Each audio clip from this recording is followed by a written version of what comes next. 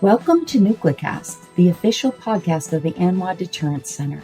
Our host is Dr. Adam Lowther, co-founder and vice president for research at the National Institute for Deterrence Studies. The ANWA Deterrence Center is a 501c3 organization ensuring a broader understanding of the nation's strategic nuclear deterrent and its ongoing modernization. Thank you for listening and welcome to the show. The views of the host and the guests are their own. Welcome back to another great episode of NucleCast. Of course, as always, I'm your host, Adam Lowther, and today we have with us I'm not sure how best to describe Mark Schneider. He is an institution. He is probably one of the finest Russia analysts in the country, and he has what is a really phenomenal occasional paper. It's not even, it's a misnomer to call it an occasional paper because it's about 300 pages of analysis on Russian nuclear systems and strategy. And I'm sure you've read his work in Real Clear Defense and other places. And he does a great job of analyzing Russia. I mean, he's one of the best. Mark, welcome to NucleCast. Well, thank you very much for having me on and for your kind words. So you have a new paper out. It's at the National Institutes of Public Policy website. It's an occasional paper, and it's called How Many Nuclear Weapons Does Russia Have? The Size and Characteristics of the Russian Nuclear Stockpile. Can you give us a synopsis of what you wrote? All right. This issue, I think, is very important. We're in a severe crisis situation. Every week or two, the Putin regime, puts out another nuclear war threat, and I hope he's bluffing. But I think the old adage, "It's not over until the fat lady sings," is directly relevant here. We need to maximize our deterrence, and to do that, we've got to understand what the Russians have, what they're developing, and where they're going. And that was the purpose of this publication. It started out with the objective of a 60-page report and ended up about 250 pages. It's just that there is so much to talk about, and even with the 200 plus pages, I still had to deal with only part of it. I didn't want to get this thing so long that nobody would ever read it. So right now, I think it's a fast read. Now, the problem really is that 40 years ago, we got from the U.S. government a reasonably accurate assessment of what the Soviet Union was doing. Today, that's no longer the case. Since the 1990s, the U.S. government has said very, very little about the Russian nuclear threat. It's interesting that there are congressionally mandated reports for reports on the military capability, including nuclear capability of China, North Korea, and Iran, but there's none for Russia. And that is a really bad idea. So we are left with operating on the basis, of course, open sources, which are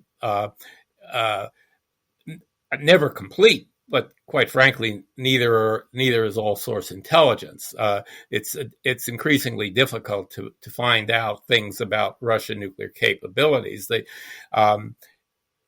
reveal information because they like to make nuclear threats, and they do it all the time. So that's actually, strangely enough, one of the best things we have going for us, because they tell us things that they would not normally do because they need to establish the basis of whatever nuclear threat they're making this week.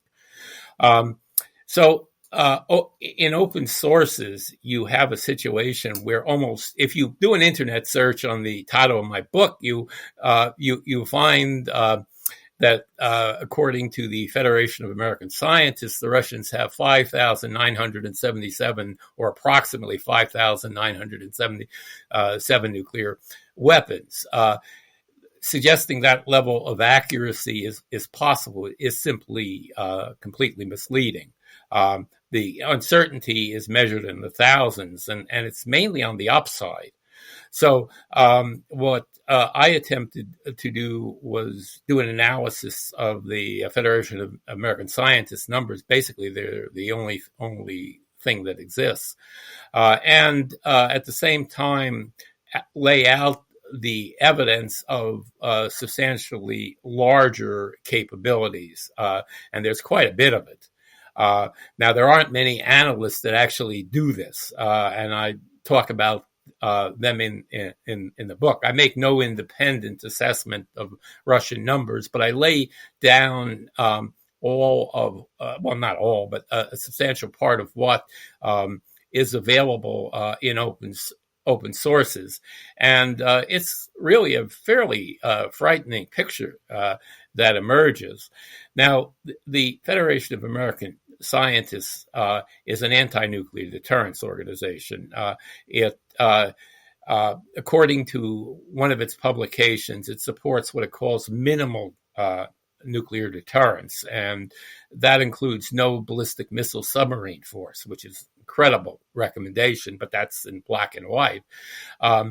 They want to reduce the U.S. nuclear arsenal to 500 nuclear weapons, and they want to reduce the yield of U.S. nuclear weapons to between 3 and 10 kilotons, which is ridiculous from a deterrence standpoint in terms of deterring large-scale nuclear war, which is what we're being threatened with typically from Putin, the Putin regime, on certainly every 2 or 3 weeks, and the scope of the threats are unprecedented.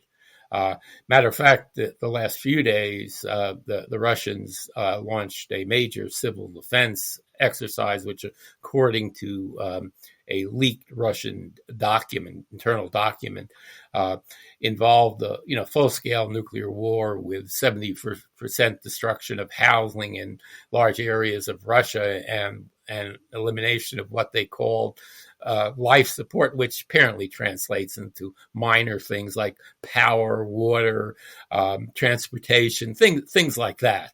And of course the Putin regime is creating the illusion you can deal with this through civil defense. Now, civil defense is important, but it can't make a nuclear war exactly a pleasant experience.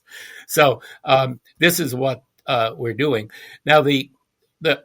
I can't rule out the possibility that the Federation American Scientists assessment of 6,000 weapons isn't accurate, but it's just as likely, and probably even more so, that it's twice that number, and that creates a major disparity between U.S. nuclear forces and those of Russia. According to Putin last December, they modernized 91.3% of their nuclear deterrent. We've modernized literally zero since the 1990s. So let me ask you a question. So you said that the size of their arsenal is probably double the estimate. And when you say that, the FAS often accounts for warheads in storage that are, partially disassembled. They will count those as, nuclear weapons, when in reality it would take significant time to actually make them operationally deployable. So I don't even, I'm not even really talking about the ones in storage. I don't take them in I mean, you have, according to the U.S. government, you got 3 categories of nuclear weapons: active, inactive, and those awaiting dismantlement. That's not the categories the FAS uses at all, and they have their own internal classification system, and it's really designed to in my view anyway, to minimize the assessment of Russian numbers and capabilities. The ones in storage are not dismantled. They may have, and I can't explain this in detail because classification. They may have one component that's easily inserted, removed as a safety measure, but they are fully intact. The only way you can dismantle nuclear weapons is in a production facility, which also serves as a dismantlement facility. It's basically the same process, only in reverse. So, we have a very minimal residual production capability, and it's we're in a situation where we can no longer build new types of nuclear weapons. We can barely sustain the existing arsenal. Russia has a fully functional nuclear weapons production complex and can produce thousands every year. So you're saying that you think the Russians have about 12,000 deployed nuclear weapons? I think it's certainly in the realm of possibility. I estimate, my personal estimate on their number of non-strategic nuclear weapons, which is the main component right now of what they have, is 5,000. I explained the rationale for that in the book. On the non-strategic nuclear weapons capability, they clearly have several thousand, and estimates of it from Russian sources go up to 6,000 strategic and over 10,000 non-strategic. Now, one of the best Russian journalists, unfortunately, he's no longer writing because it's not safe physically to write in Putin's Russia on these subjects anymore. A couple of years ago, he wrote that the Russian nuclear stockpile, well, it's never been reliably counted in terms of the non-strategic nuclear weapons, could be twice the total from every nuclear weapons state, official and unofficial, in the world. And I think that's quite plausible. The highest estimates of their capability go way above 2 to 1. But I'm not, as I said, I'm not pushing any single number. I just want people to understand there's a great deal of uncertainty, and there are some really high estimates, and the highest ones tend to come from Russian sources. So it sounds like, I've sort of been of the opinion that this view that America has this superior arsenal is no longer true. Oh, there's no question about that.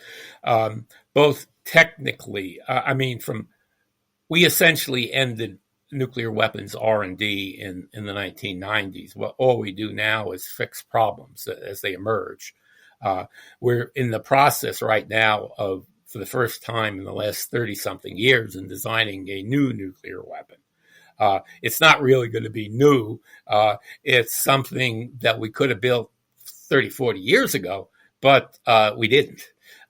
And while they haven't released a lot of information on the W93, if I were to guess on this, it would probably be a somewhat more robust design than the systems in our current stockpile. And they'll probably put in, I'm certain they'll put in even more advanced safety features than the existing stockpile. The Russians have probably many dozens and dozens of nuclear weapons. The types, the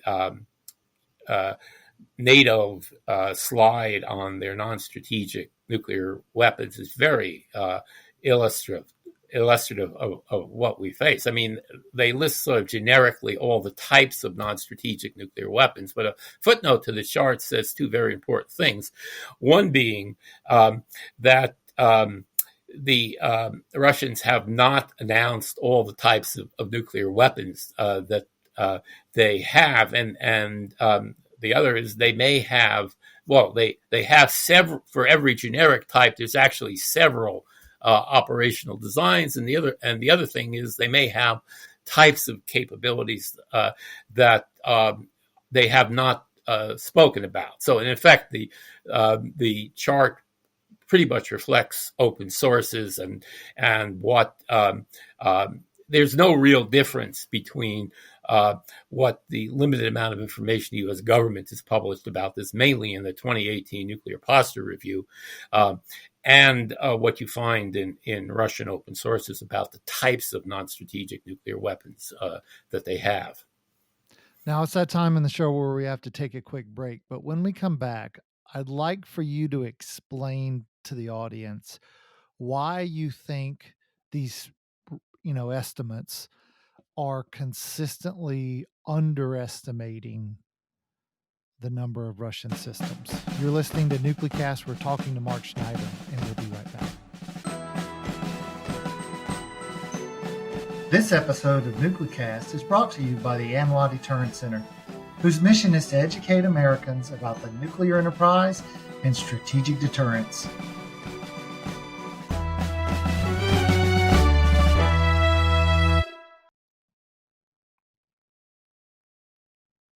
And we're back. Mark, thanks for being here. And so, as I asked before, why do you think we have these estimates that are consistently significantly low? Well, the estimates from the Federation of American Scientists are almost completely undocumented. If you read the publications put out every year, it's published by the Bulletin of the Atomic Scientists. You won't find any footnotes. You find some footnotes on their forces chart, but they're not real footnotes in the sense they don't talk about sources. They just make assertions about their operational capability without any documentation. So that's one of the biggest problems with this. The other problem, of course, is that the global media treats these numbers as if they were a fact, when at best they're estimates, and there's as I said, there's almost no documentation of that. Now, I can tell you where the strategic numbers come from. And I have a chart in the book which lays this out in some detail.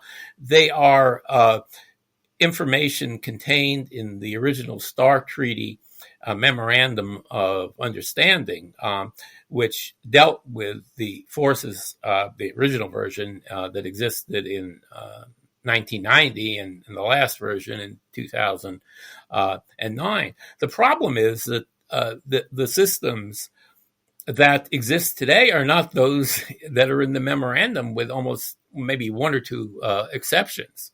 So when you take a look at their numbers, they're basically just taking numbers from the older Russian systems and plugging them into the new Russian systems, when almost all Russian sources report much higher numbers for the new systems. And in some cases, you have Russian generals saying what these systems can do. And in other cases, you have the manufacturers. You certainly have a massive amount of the state media that is reporting warhead numbers per missile. Now, the difference between what you find in state media and what you find in Federation of American Scientists publications is quite considerable. Now, I want to make it clear here that the annual FAS publication is the product of a lot of research, and in some areas, I have no disagreement with their assessments. But the one area which I think is the most important, where there is no documentation in the FAS report, is on the strategic warhead numbers. Now, if you take a look at their estimates of the yields of Russian strategic nuclear warheads, they're no different than mine. They come from the same places, which is Russian media. But you find that these same articles they're citing tell a very different story about the number of nuclear weapons these missiles can carry. As a matter of fact, in some cases, it's even in the same sentence. So they use the yield number, but they don't use the warhead per missile number. And that's this is the core of our disagreement, that they are simply not using available sources to come up with their estimates of what they have. Now, they're on the non-strategic nuclear forces.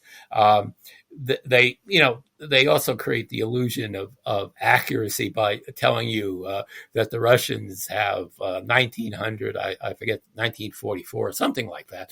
And again, this is treated as if it was exactly accurate, and when the uncertainty there is even much larger than on the strategic forces.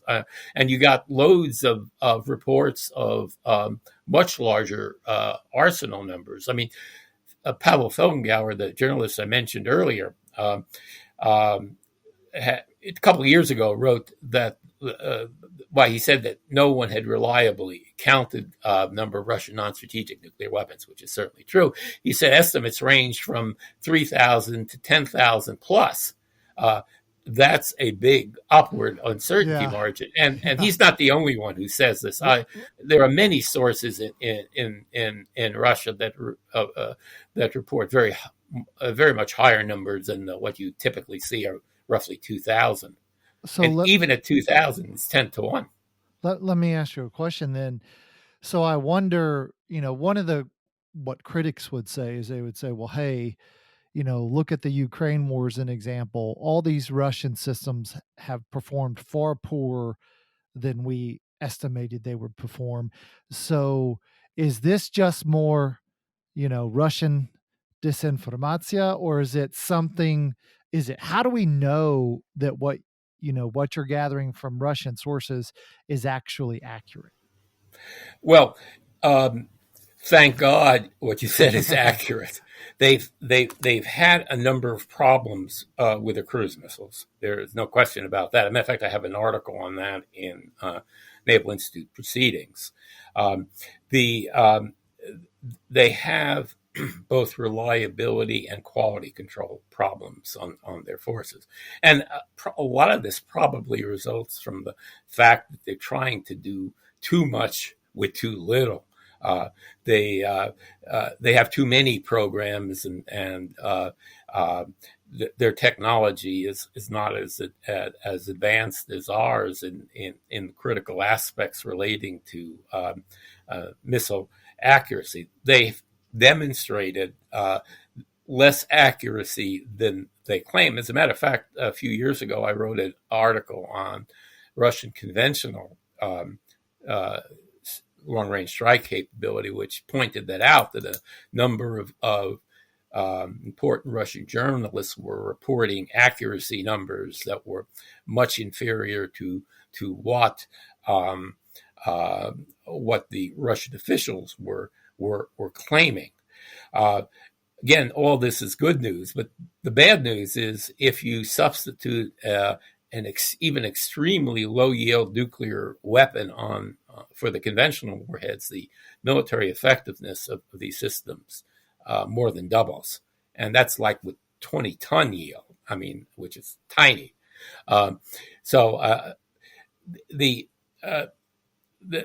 The good news is the reliability and the problems with quality control. The bad news is that if they substitute, all these systems are dual capable. Nobody disputes that. And with the even low yield nuclear warheads, and they have a variety of nuclear warheads, ranging from these extremely low yield things up to megaton range things. So the military effectiveness changes drastically when you put even the lowest yield nuclear weapon on these things. And the problem is we don't have any of these. We've reduced our non-strategic nuclear arsenal to one type of gravity bomb, which literally dates from the 1960s. Now we've upgraded it with basically a JADAM type guidance system. So it's more effective at low yields than the original versions of the 61, but it's hardly a state of the art weapon anymore. We have no nuclear cruise missiles other than a 40-year-old nuclear Alchem, which is got reliability problems. We have done a life extension program on it, which may have mitigated, probably has mitigated the reliability problems to some degree. So let me go back to my question in that. How do we know that the numbers that you're using to suggest it's probably twice as high, which are, Russian information? How do we know that that's whether there's any accuracy there, or is it Russia inflating its own capability for the sake Well, of deterring us? Well, you have to look. This is one of the problems you have in any form of threat assessment, and it doesn't really change. You can go up to the highest level of classification, and you still get the same sorts of problems. I have a chapter in the book on this very subject. It deals with the type of sources that are available in open sources, and the real bottom line here, to sort of summarize as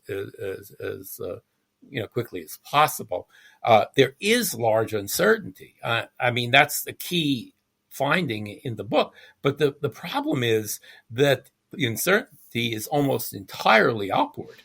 And I mean, it may be 1.5 to 1 or 2 to 1 or 2.5 to 1, but it's somewhere in that range. And there is almost 100% certainty. Look at all the sources, including NATO and the U.S. government. Everyone says that their number is increasing. And even to some degree, the FAS does that. But the implications of that are not being taken into account. Now, one of the most interesting developments, this was in, I believe, either 2019 or 2020, the director of the Defense Intelligence Agency at a seminar held by Hudson Institute said that the Russians had increased their capability of nuclear weapons production to several thousand a year. Now, that is a gigantic number in relation to any of these estimates. It's almost high enough to support, the Soviet, a Cold War arsenal. And we know, thanks to statements that were made in the 1990s by the atomic energy minister, that the Soviet arsenal peaked at 45,000 nuclear weapons in 1986. Now, our assessments at the time weren't anywhere near that. New York Times says we underestimated them by 12,000. One excellent analysis from the Los Alamos National Laboratory said 17,000, and Phil Carver says 20,000. So you have a history of very large underestimates of Russian capability, which is completely understandable because of the degree of secrecy involved. Now, after the demise of the Soviet Union, you had openness a great deal in the 1990s, but that's been declining under Putin consistently since 2000 when he became president, and it's getting much worse right now. It's treason under this new law they passed to do unclassified analysis in Russia on Russian nuclear capabilities. I mean, that's pretty extreme, but this is what the Putin regime is doing now. I mean, Putin, I believe, is clearly a fascist. I mean, he's not the Hitler type of fascist. He's more like the Mussolini type of fascist, but he is in that broad category, and he's dangerous for that reason. He's the only president of a nuclear armed state that has his own nuclear strategy. He actually developed it when he was the secretary of the Russian National Security Council, and when they rolled it out in 1999, it was Vladimir Putin who did the briefing.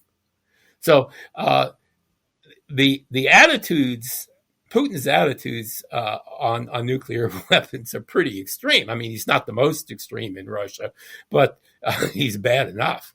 And the whole idea of his nuclear strategy, Russia's going to escalate with low yield precision nuclear weapons, and the West will capitulate to him as a result of that. That's about the best case analysis you can have, and it's not really the basis of any sane nuclear strategy. You got to take into account what these weapons can do, and the fog of war, for one thing. Once you start using them, and nobody knows for sure what would actually happen if he introduces nuclear weapons. He's probably right that the Biden administration won't do much in response. But if it's a NATO situation, that gets really dangerous. And in one respect, his attack on Ukraine is almost the best case of a war scenario that he could have done. It's really it's the least risky from the standpoint of nuclear escalation we could have. But one thing I would point out, and many people have made this point, and I completely agree with it. Had he been successful in his splendid little war, the 2-3 day victory he went into Ukraine on, he would have attacked the Baltic states already. And if he wins in Ukraine based on just willingness to accept casualties and bleeding them and gradually attacking their electrical production capability, within a year or two, he'll be going after NATO, and it will be the same basic, fascist-like strategy. Triumph of the will, I think, is the best description of what he's pursuing in Ukraine. That casualties don't mean anything to him, the way he describes it, and I think that's very much the way he thinks. He really doesn't care much about the Russian people. He cares about power. And he's an imperialist. During the Cold War, we used to call them imperialists. They used to call us imperialists. But if you read his writings, I don't think anyone objectively looking at what he said can conclude anything else that he's a 19th century imperialist. And nuclear weapons didn't exist back then. And if they did, Bismarck wouldn't have been Bismarck. I mean, the risks are completely different when you throw in nuclear weapons into this thing, because they can do so much damage so quickly. Yeah. Well, it's that time in the show where I like to bring out my genie, Bob. And if I rub my magic lamp and Bob pops out and he gives you 3 wishes related to the topic of our discussion, what 3 wishes would you ask of Bob? Okay. My first wish, and this relates to my concern that he will at some point use nuclear weapons in this conflict. He's pulled out of the START treaty, and I believe there's a significant possibility that he's offloaded his forces. I'd like the U.S. to do the same and do it quickly as possible, and because that could prevent World War III. Right now, the Biden administration has done absolutely nothing to enhance our deterrence. Would we not have seen that, though, through MNT, that we, overhead MNT? Would we not have seen that? All you see from overhead is activity, and you have to interpret what that activity means. Now, it hasn't been an inspection in over 3.5 years. And the START treaty has a pathetically inadequate verification regime to begin with, but it depends almost entirely on inspections, and we haven't had them. Go back to the 2002 U.S. Nuclear Posture Review. It says that we can reload in months, weeks, months, and years for the 3 legs of the triad. He's had years. And even if you start this from the invasion of Ukraine and within a few weeks, it became obvious that this was going to be a long war. If he started his reload even in March of 2022, he could have reloaded a substantial portion of his forces. If he started, 3 years ago, it could be 100%. Now, all you see with NTM, for example, with silos, you see activity around the silos. It doesn't tell you whether you're putting more warheads on the missiles or taking warheads off. Now, in September 2022, his last data declaration under New START said they had 1,549 nuclear weapons. The limit's 1,550. So to comply with the treaty, you would have to take down at least a couple of missiles, download them further before you deployed a new one. And they've deployed a lot of new ones since September 2022. So at most, you're going to see activity around the missile silos or the ballistic missile submarines loading facilities, but won't tell you what they're doing. Now, the other thing is they've got a load of mobile MIRVed ICBMs now, which is something they didn't have at all during the Soviet period. Well, at least in road mobile systems, they didn't have them at all. Now, every time you've replaced one of the single warhead mobiles that they had during the Soviet period with a heavily MIRV system, you got an increase, significant increase in the number of weapons. And right now you're talking about something like 200 of these new MIRV missiles out there. You can upload these things inside buildings. That's inherent in any mobile system. That means that we have no real idea how many they've got right now. Now, my view is they didn't violate the New START treaty and then quote unquote suspend it, which translates into violating it under a nicer name, just to avoid the costs of plane tickets to the United States for their inspectors, or the slight inconvenience of inspecting these strategic force bases. I mean, there aren't enough inspections under New START, drastically reduced from the old START treaty, the original START treaty, to really create that much of a problem. And very little of it's related to the war in Ukraine. I mean, the strategic bombers, yes, they're launching missile attacks, but you only got a handful of inspections there on a daily basis, and so this is not a big deal to them. Yet they took the risk associated with basically repudiating the New START treaty, and that's a very significant development. By the way, there's a GAO report that just came out, and it kind of shocked me because it said something that I said 10 years ago, which is there are verification problems associated with the new arms control agreement. And I have a book. Well, it's called monograph technically, but it's a book-length study. It's called I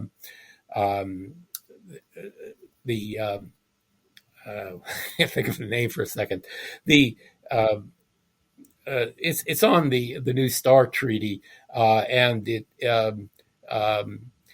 it deals with it's got an entire chapter on the verification problems associated with New START, and it has another chapter on the problems of using New START as the basis of a follow-on arms control agreement, because they eliminated so much of the original START treaty verification regime in New START.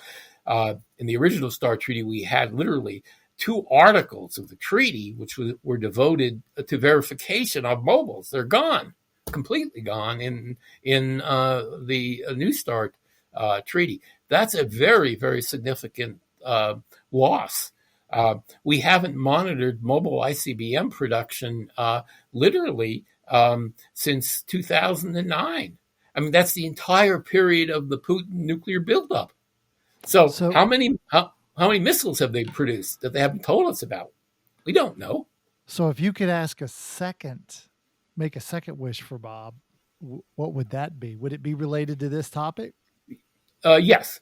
Um, we ought to resume low yield nuclear testing. The Russians have been doing this consistently for over 20 years. And matter of fact, you can read about this, believe it or not, in the Biden administration compliance reports and in the last one of the Trump administration.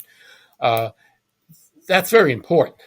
Low yield nuclear testing could do enormous good in terms of reliability, and it would reduce the costs of our nuclear weapons programs, because we spend an enormous amount of money on things which have only small benefits from reliability because there's nothing else you can do without nuclear testing.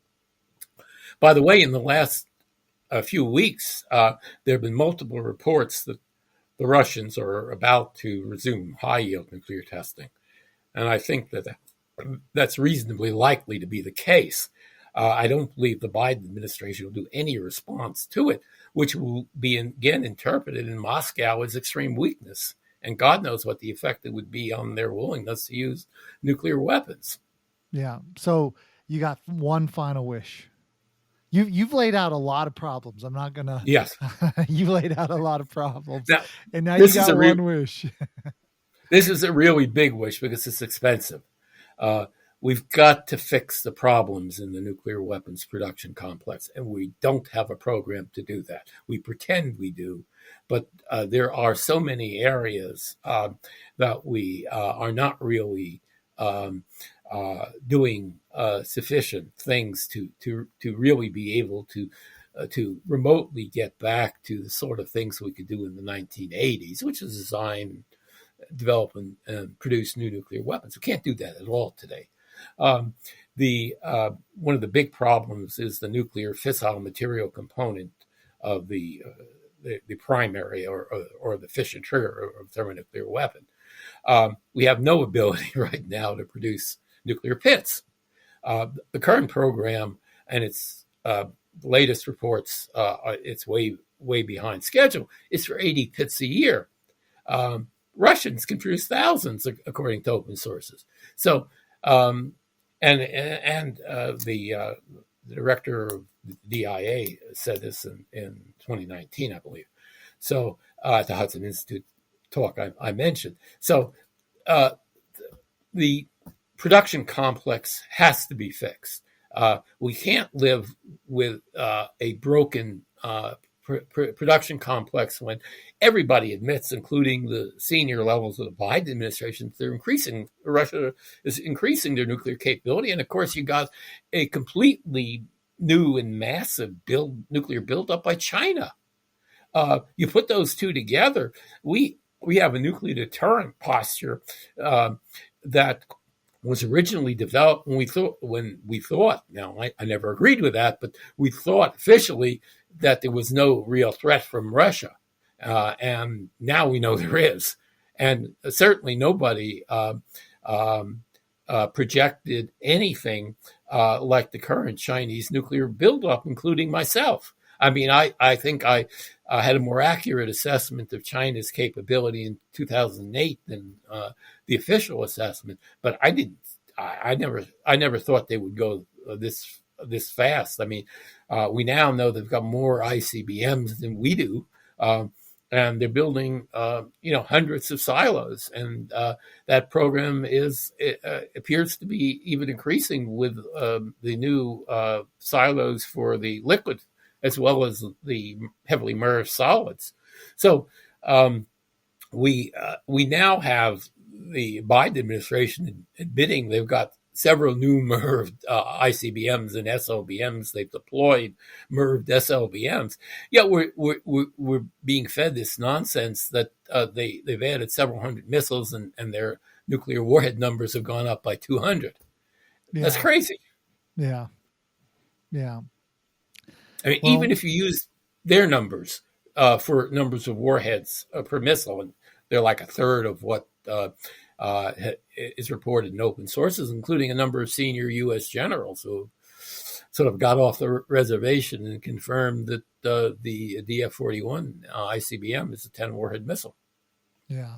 And there are a couple hundred of those silos out there now. They're probably not all operational yet. Probably some of them are, based on the time when these stories originally appeared.